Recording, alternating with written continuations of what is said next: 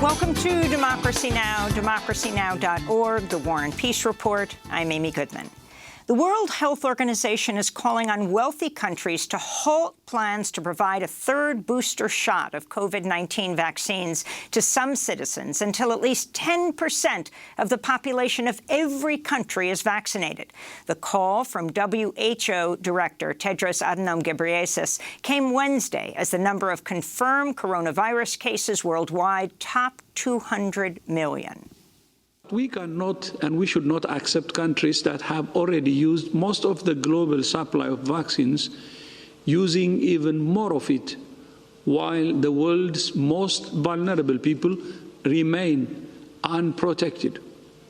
The WHO's call was quickly rebuffed by the Biden administration. White House Press Secretary Jen Psaki told reporters the U.S. would provide a third booster shot to people at higher risk of COVID-19 if the FDA decides such shots are warranted. The producers of some of the world's most effective COVID-19 vaccines continue to raise prices on the life-saving inoculations, with Pfizer and Moderna set to charge the European Union more than $23 and $25 per dose, respectively.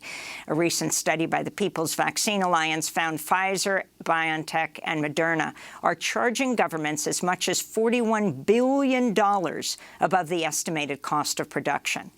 Globally, coronavirus cases are continuing to rise, fueled by the spread of the Delta variant. China's ordered mass testing in Wuhan, the first epicenter of the pandemic, and suspended travel and public events across much of the country. China's confirmed new cases in at least 36 cities in more than half its provinces.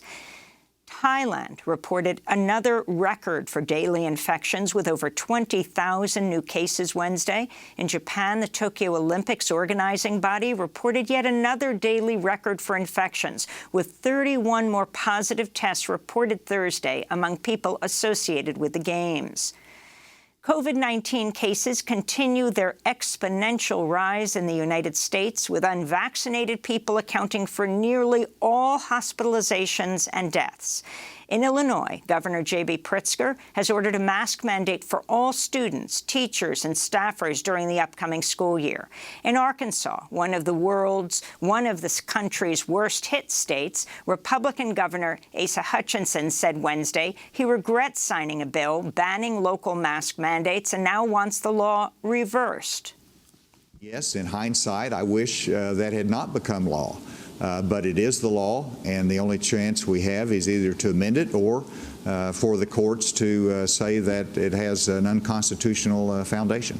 Florida continues to set new records for hospitalizations and deaths, accounting for about 1 in 5 U.S. COVID-19 cases.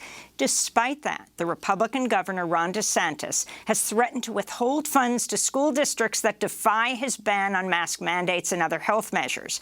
On Wednesday, DeSantis blamed immigrants and President Biden for Florida's COVID surge. So why don't you do your job? Why don't you get this border secure? And until you do that, I don't want to hear a blip about COVID from you. At least 4 Florida school districts have moved to flout Governor DeSantis' statewide ban on mask mandates, but Broward County said Wednesday it was reversing its mask mandate under pressure from the governor. This is Broward County Mayor Stephen Geller speaking Monday. Unfortunately, Dade and Broward County lead the nation in new hospitalizations. The numbers are doubling every 10 or 11 days. Geometric progression. This is horrifying. The Florida governor is threatening to withhold state funds from schools that impose mask mandates, as is the governor of Texas. In Houston, Mayor Sylvester Turner has renewed a mask order for city employees, defying a Texas ban on mask mandates. Republican Governor Greg Abbott has threatened to defund schools that require masks. Meanwhile, Secretary of Defense Lloyd Austin is expected to soon seek a presidential waiver to make COVID-19 vaccines mandatory for all active duty soldiers. Landlords in Georgia and Alabama have asked a federal judge to block the Biden administration's new 2-month moratorium on evictions. The new CDC moratorium covers areas of the United States where there's substantial or high spread of the coronavirus. The Alabama and Georgia chapters of the National Association of Realtors filed their motion with U.S. District Judge Dabney Frederick, a Trump appointee who ruled in favor of landlords in May. We'll have more on this story after headlines with Congressmember Ilhan Omar. Protests in Lebanon Thursday mark the first anniversary of one of the largest non-nuclear explosions in history, the Beirut port explosion that killed at least 218 people, injured 7,000, and destroyed or damaged 300,000 homes. So far, no one's in the political leadership that has been held accountable for leaving over 2,700 tons of highly explosive ammonium nitrate fertilizer unattended at Beirut's port. This is Leah Noon, who lost her brother to the explosion. She was among the protesters who held a protest and vigil at the site of the blast. We all came on this sad day to an uprising, not a memorial. We all came with burnt hearts for our martyrs and heroes who died as victims. My cousin is Joe Noon, who stood at warehouse number 12 and was opening the door as the explosion took place. They promised us a 5-day investigation, and this is not the 5th day. This is day 365, and still nothing has come from the investigation. This comes amidst an economic collapse and political crisis that's largely left Lebanon without a functioning government. We'll have the latest on Lebanon's crisis going to Beirut later in the broadcast. Israel's military says it fired artillery shells into southern Lebanon and later carried out airstrikes after Lebanese militants fired rockets into northern Israel. The fighting sparked large brush fires along the border. Meanwhile, in northern Lebanon, crews battled wildfires for a third straight day as the blazes spread into Syria. Elsewhere in the Mediterranean region, Turkey's been hit by its most intense fires on record, with one blaze breaching a coal-fired power plant overnight in southwestern Turkey. Large swaths of Greece and Albania face very poor air quality amidst a searing heat wave fueled by the climate crisis, with wildfires kicking up huge quantities of fine particulate matter. In California, the fast-growing Dixie Fire engulfed the Northern California community of Greenville overnight, leveling its downtown area. In Russia, record wildfires in the Siberian region of Yakutia have set an all-time emissions record equivalent to more than 500 megatons of carbon dioxide. Mexico's government has filed a landmark lawsuit in a federal court in Massachusetts seeking to hold 10 U.S.-based firearms companies accountable for Mexico's epidemic of gun violence. Gun manufacturers named in the suit include Smith & Wesson, Colt, and Glock. It's the first time U.S. gun makers have been sued by a foreign government. The Mexican Foreign Minister, Marcelo Ebrard, announced the lawsuit Wednesday. The companies named in the lawsuit should provide compensation to Mexico for the damages caused by their negligent practices. The amount in this case will be determined by the judge.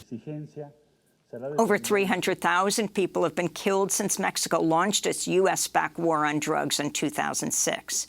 The Belarusian athlete, Kristina Simonanskaya, has landed in Poland, where she's requesting political asylum. Last weekend, the sprinter refused orders from the Belarus Olympic delegation to leave the Games in Tokyo and return to Belarus after she criticized her coaches. Polish officials granted her a humanitarian visa, agreeing she would face harsh punishment under the authoritarian government of Alexander Lukashenko.